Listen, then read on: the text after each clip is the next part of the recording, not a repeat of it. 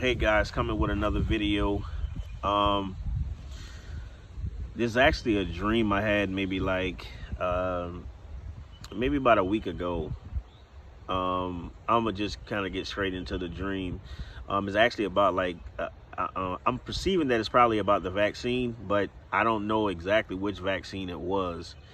But anyway, actually it was two different scenes. The first scene I didn't quite remember, but the second scene was this doctor had on like this, just like a regular doctor's coat, like this white coat, and there was like a fence, and the fence was almost like attached to this building, and it almost like, there was like, if you went in, there was only one way in and then one way out. It wasn't that big. I would say maybe like a 4x8.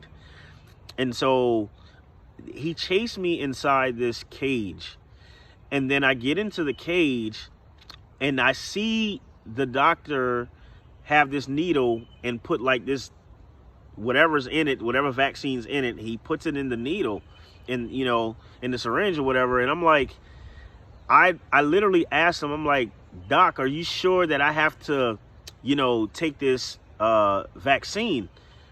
And so he's like, he really didn't say anything. He just proceeded to try to put it in my arm.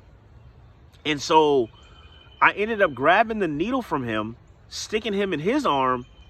And then I don't know, I had pepper spray for whatever reason, and I took pepper spray and sprayed it in his eyes.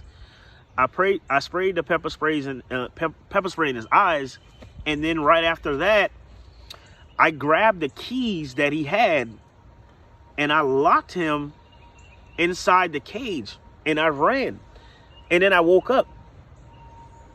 And so, a lot of people are going around saying, hey, this vaccine's, the mark of the beast. This vaccine is definitely not the mark of the beast. I mean, it's something that could lead to it, but it's not the mark of the beast. This, I'm thinking that this dream was definitely an indication that this vaccine is not good. And on top of that, I also feel like God is showing me that as Christians and believers of Jesus Christ, we're going to have to fight. We're going to fight, and we're going to have to run for our lives at some point in time. I mean, this is very serious. I just think that, we all need to, continue praying. And I honestly can't even express to you how important it is to have a true circle of believers around you that's praying for you and that you're talking to, daily, weekly, or monthly, or whatever. You need to continue speaking to these people and praying with these people constantly, because things are coming ahead. It's not to necessarily scare you, but it's like things are coming, and we have to seek the Lord, to basically be able to get through it. We know the storm is coming, but it's not the storm that we're afraid of. It's the, do we have the endurance of Christ in us to make it through the storm? That's pretty much what we have to, understand. So, there's a lot going on even behind the scenes. Like, I've noticed, like, I do construction work, and there's a lot of things behind the scene going on where like the government is like restricting how much supplies we can make, how much supplies that, we can get. And all of this stuff is going to lead up to a very bad economy. And that's the thing that people are not realizing right now.